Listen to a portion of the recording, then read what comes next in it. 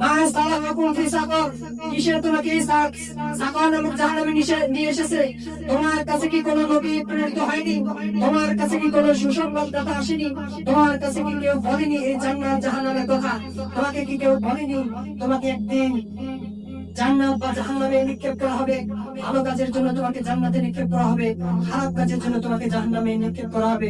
সম্মানিত হাজির, পরে এর উত্তরে সে বলবে, ক্বালু লাম নাকু মিনাল মুসাল্লিন, আমরা সালাতকারীদের অন্তর্ভুক্ত ছিলাম না, আমরা সালাতকে ইচ্ছাকৃতভাবে ত্যাগ করেছি।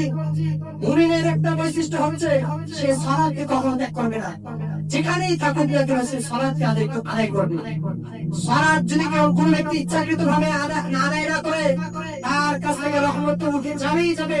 আল্লাহকে ডাকা, আল্লাহর কাছে ক্ষমা প্রার্থনা করার সুযোগ তখন যুদ্ধ সে পাবে না। সম্মানিত হাজিরিন, কোন ব্যক্তি যদি নিয়ম মাফিক, রুটিন মাফিক একটা জীবন পরিচালনা করতে চায়, তাহলে তাকে প্রথমত 5 ওয়াক্ত সালাত সঠিকভাবে আদায় করতে হবে, সময়ের মোতাবেক আদায় করতে হবে। নামাজ সম্পর্কে তাকে গাফিল করা যাবে না। সম্মানিত হাজিরিন, কোন ব্যক্তি যদি ফজরের সালাত সঠিকভাবে আদায় করে, কোন ব্যক্তি যদি ফজরের নামাজ সঠিকভাবে আদায় করে,